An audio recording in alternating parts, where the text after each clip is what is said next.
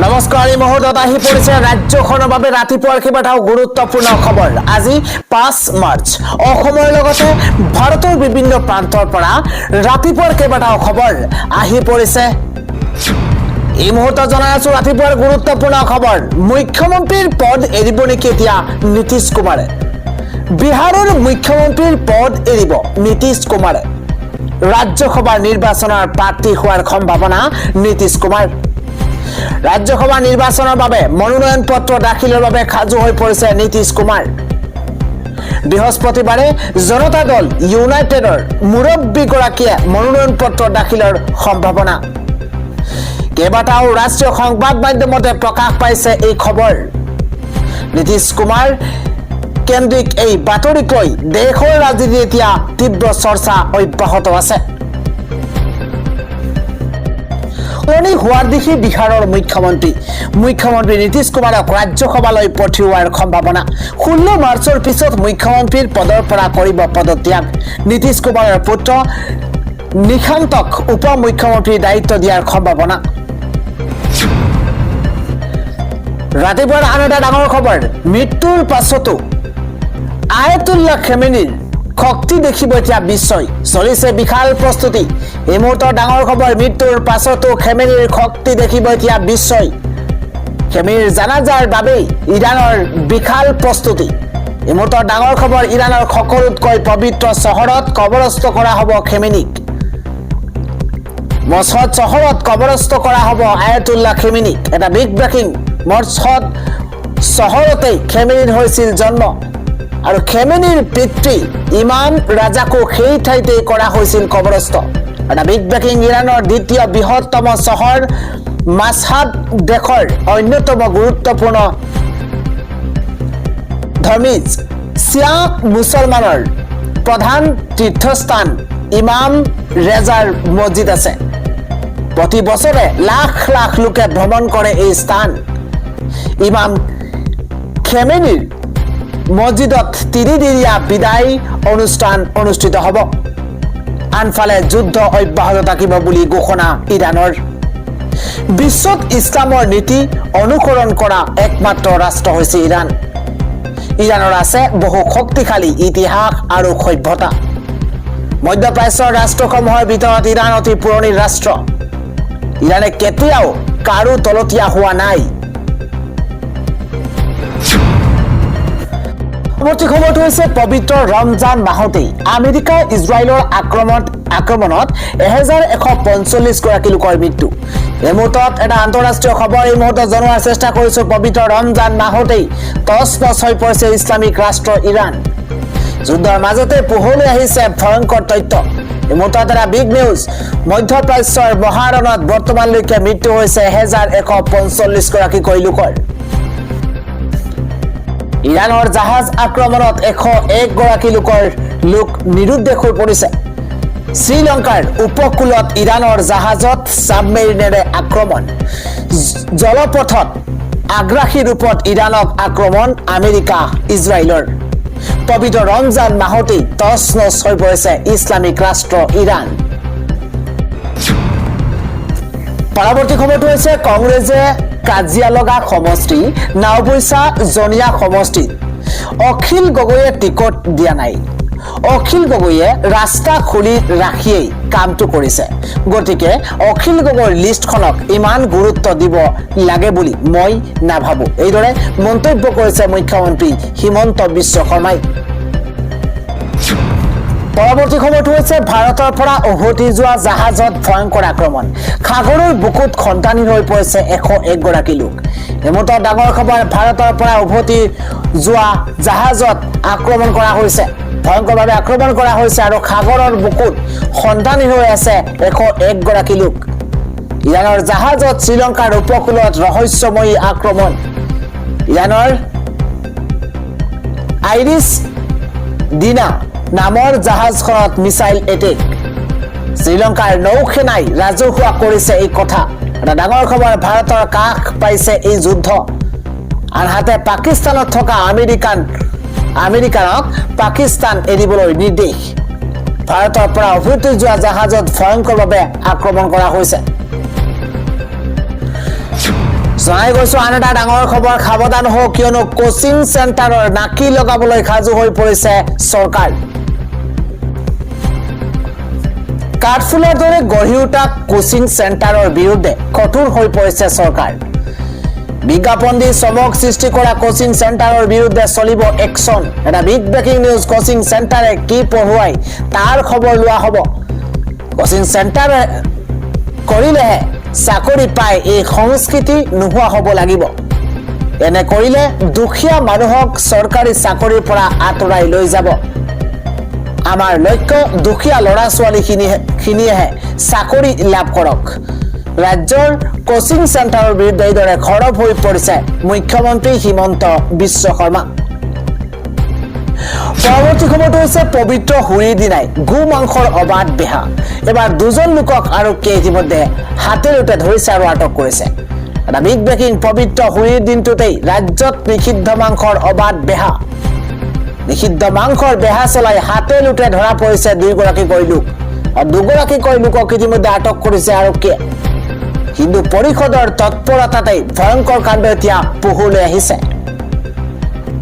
লখিমপুৰত হোলীৰ দিনাই এই ভয়ংকৰ কাণ্ড সংঘটিত হৈছে এটা ডাঙৰ খবৰ জনোৱাৰ চেষ্টা কৰিছো হাতেলোতে আটক কৰিছে ৰাজেশ ইন্দুৰা আৰু চেনিকা বৰাইক ইতিমধ্যে দুইগৰাকী যুৱককে গতাই দিছে আৰক্ষীক পবিত্ৰ হোলীৰ দিনটোতেই ৰাজ্যত নিষিদ্ধ মাংসৰ অবাধ বেহা চলিছে পৰৱৰ্তী খবৰটো হৈছে চক্ৰ বেহুত সোমাই পৰি এতিয়া ডনাল্ড ট্ৰাম্প ভয়ংকৰ অৰ্থনৈতিক ব্যয় এমতৰ ডাঙৰ খবৰ যুদ্ধ আৰম্ভ কৰি চক্ৰ বেহুত সোমাই পৰিছে ডনাল্ড ট্ৰাম্প ভয়ংকৰ অৰ্থনৈতিক ব্যয়ৰ সন্মুখীন হৈ পৰিছে এতিয়া আমেৰিকা ইৰাণৰ ওপৰত আক্ৰমণৰ প্ৰথমটো দিনত 779 মিলিয়ন ব্যয় হৈছে অৰ্থাৎ প্ৰায় 6900 কোটি খৰচ কৰিছে আমেৰিকাই এই যুদ্ধ এমাহ বা তাতকৈ অধিক চলিব বুলি ডনাল্ড ট্ৰাম্পৰ ঘোষণা কেৱল এয়াৰক্ৰাফ্ট কেৰিয়াৰৰ নামত প্ৰতিদিনে ব্যয় 58 কোটি টকা যুদ্ধৰ প্ৰস্তুতিৰ বাবে খৰচ হৈছিল 5556 কোটি টকা এই যুদ্ধত আমেৰিকাৰ ব্যয় হ'ব পাৰে 18.87 লাখ কোটি টকা পেণ্টাগনৰ ডনাল্ড ট্ৰাম্পক সকিয়নি মিছাইলৰ পৰিমাণ কমি আহিছে যুদ্ধ অব্যাহত ৰাখিলে পুনৰ মজুত কৰিব লাগিব মিছাইল মজুত কৰিবলৈ লাগিব বহু ধন ইতিমধ্যে ইৰাণে মধ্যপ্ৰাচ্যৰ বিশাল ইউএছ অস্ত্ৰ ভাণ্ডাৰ কৰিছে ধ্বংস সমান্তৰালকৈ মধ্যপ্ৰাচ্যৰ 11খন দেশক অস্ত্ৰ সেনা যোগান ধৰিছে আমেৰিকাই যুদ্ধ আৰম্ভ কৰি চক্ৰবেহুত সোমাই পৰিছে এতিয়া ডনাল্ড ট্ৰাম্প আন এটা খবৰ বিজেপিৰ প্ৰাৰ্থী যিয়েই নহওক নিৰ্বাচন মুখ্যমন্ত্ৰী হিমন্ত বিশ্ব শৰ্মা আৰু প্ৰধানমন্ত্ৰী খেলিব বিজেপি দেখুওৱা সপোনবোৰ ৰাইজে মিছা বুলি বুজি পাইছে আজিৰ তাৰিখত মুখ্যমন্ত্ৰীয়ে কয় ঘৰত চিচিটিভি লগাওক মন্তব্য কংগ্ৰেছ নেতৃত্বত দিছপুৰৰ সমষ্টিৰ প্ৰাৰ্থী মীৰা বৰঠাকুৰ গোস্বামীৰ ইফালে মীৰা বৰঠাকুৰে কৈছে যে মুখ্যমন্ত্ৰীয়ে যিখন তালিকা প্ৰথমে পাইছো বুলি কৈছে সেইখন প্ৰথমে গৌৰৱ গগৈয়ে গম পাইছে গৌৰৱ গগৈয়ে গম পোৱা লিষ্টখনক মুখ্যমন্ত্ৰীয়ে কিয় হাইজেক কৰিছে যোৰহাটবাসী ৰাইজে গৌৰৱ গগৈৰ প্ৰচাৰ অকলে কৰিম বুলি কৈছে মন্তব্য কৰিছে কংগ্ৰেছ নেত্ৰী মীৰা বৰঠাকুৰে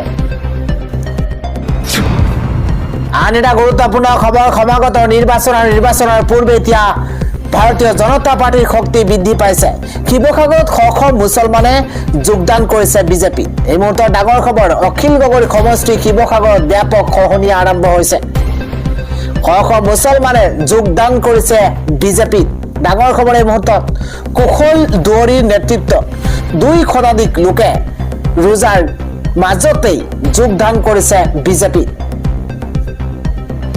নিৰ্বাচনৰ প্ৰাক্ষণতে বিজেপিৰ প্ৰতি আকৃষ্ট হৈ পৰিছে জনতা ৰমজান মাহতেই বিজেপি যোগদান কৰা সকলক গামোচাৰে আদৰণি এইবাৰ দললৈ অখিল গগৈৰ সমষ্টি শিৱসাগৰত এতিয়া ব্যাপক খহনীয়া আৰম্ভ হৈছে জনাই আছো আন এটা গুৰুত্বপূৰ্ণ খবৰ যোৰহাটত হাই প্ৰফাইল নিৰ্বাচনী যুঁজৰ সম্ভাৱনা গৌৰৱ গগৈৰ বিৰুদ্ধে নাম চৰ্চালৈ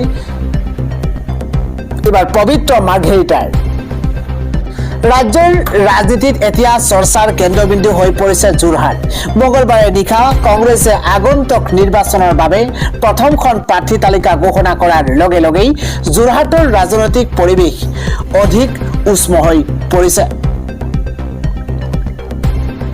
কংগ্ৰেছে যোৰহাটৰ পৰা বৰ্তমানৰ সাংসদ গৌৰৱ গগৈ পুনৰ প্ৰাৰ্থী হিচাপে প্ৰক্ষেপ কৰিছে গৌৰৱ গগৈ নাম ঘোষণা হোৱাৰ পিছৰে পৰা এতিয়া সকলোৰে চকু বিজেপিৰ প্ৰাৰ্থী তালিকাৰ ওপৰত বিশেষকৈ গৌৰৱ গগৈৰ দৰে এগৰাকী শক্তিশালী প্ৰাৰ্থীৰ বিৰুদ্ধে বিজেপিয়ে কাক প্ৰক্ষেপ কৰিব তাক লৈ ৰাজনৈতিক মহলত ব্যাপক জল্পনা কল্পনা আৰম্ভ হৈছে এই চৰ্চাৰ মাজতে যোৰহাটত বিজেপিৰ প্ৰাৰ্থী হিচাপে কেন্দ্ৰীয় বিদেশ ৰাজ্য মন্ত্ৰী পবিত্ৰ মাৰ্ঘেৰিটাৰ নাম বিশেষভাৱে চৰ্চালৈ আহিছে যদিও বিজেপি দলৰ তৰফৰ পৰা এতিয়ালৈকে কোনো আনুষ্ঠানিক ঘোষণা কৰা হোৱা নাই তথাপিও পবিত্ৰ মাৰ্ঘেৰিটাৰ শেহতীয়া পদক্ষেপে এই চৰ্চাক অধিক প্ৰসাৰিত কৰিছে খবৰ অনুসৰি ৰাজ্যসভাৰ সাংসদগৰাকীয়ে ইতিমধ্যে তিনিচুকীয়া জিলাৰ মাৰ্ঘেৰিটা সমষ্টিৰ পৰা নিজৰ নাম কৰ্তন কৰি যোৰহাটৰ ভোটাৰ তালিকাত অন্তৰ্ভুক্ত কৰিছে তেওঁ যোৰহাটৰ দেৱী চৰণ বৰুৱা পথত নিজাকৈ ঘৰ ক্ৰয় কৰিছে আৰু এতিয়া তেওঁ বৰুৱা পথত নিজাকৈ ঘৰ ক্ৰয় কৰিছে আৰু এতিয়া তেওঁ যোৰহাটৰ 11 নম্বৰ ৱাৰ্ডৰ এজন স্থায়ী বাসিন্দা তথা ভোটাৰ এক বিশেষ তাৎপৰ্যপূৰ্ণ কথা যে পবিত্ৰ মাৰ্ঘেৰিটা আৰু গৌৰৱ গগৈ দুয়োৰে নাম যোৰহাটৰ একেটা ভোট কেন্দ্ৰতে অন্তৰ্ভুক্ত হৈছে দেৱীচৰণ বৰুৱা গাৰ্লছ স্কুলৰ ভোট কেন্দ্ৰত দুয়োগৰাকী নেতাই ভোটদান কৰিব পবিত্ৰ মাৰ্ঘেৰিটাৰ এনে তৎপৰতাই তেওঁ যোৰহাটৰ পৰা নিৰ্বাচনত অৱতীৰ্ণ হোৱাৰ সম্ভাৱনা অধিক বৃদ্ধি কৰিছে যদি সঁচাকৈয়ে বিজেপিয়ে পবিত্ৰ মাৰ্ঘেৰিটাকেই প্ৰাৰ্থী হিচাপে থিয় কৰাই তেন্তে যোৰহাটত দুই প্ৰভাৱশালী যুৱ নেতাৰ মাজত এক তীব্ৰ প্ৰতিযোগিতা দেখিবলৈ পোৱা যাব আনহাতে মুখ্যমন্ত্ৰী হিমন্ত বিশ্ব শৰ্মাই বুধবাৰে সংবাদ মাধ্যমৰ আগত জনাইছে যে অহা 11 মাৰ্চৰ পিছতহে বিজেপিৰ প্ৰাৰ্থী তালিকা আনুষ্ঠানিকভাৱে প্ৰকাশ পাব গতিকে সেই দিনটোলৈকে যোৰহাটৰ ৰাজনৈতিক দৃশ্যপটক লৈ কৌতূহল অব্যাহত থাকিব যদি পবিত্ৰ মাৰ্ঘেৰিটা আৰু গৌৰৱ গগৈৰ মাজত যুঁজখন হয় তেন্তে যোৰহাটৰ নিৰ্বাচন সমগ্ৰ ৰাজ্যৰ ভিতৰতে আটাইতকৈ আকৰ্ষণীয় নিৰ্বাচন হিচাপে পৰিগণিত হ'ব এতিয়া ৰাজ্যবাসীয়ে অধীৰ আগ্ৰহেৰে বিজেপিৰ চূড়ান্ত সিদ্ধান্তলৈ অপেক্ষা কৰি আছে